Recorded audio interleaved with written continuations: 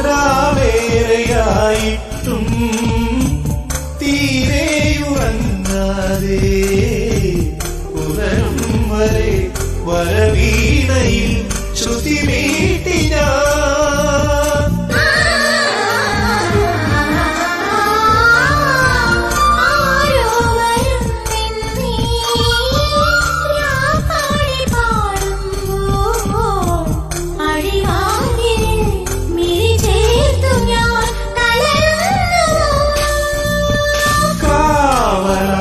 സ്വയം നിൽക്കും ദീപമേ എരിഞ്ഞാലും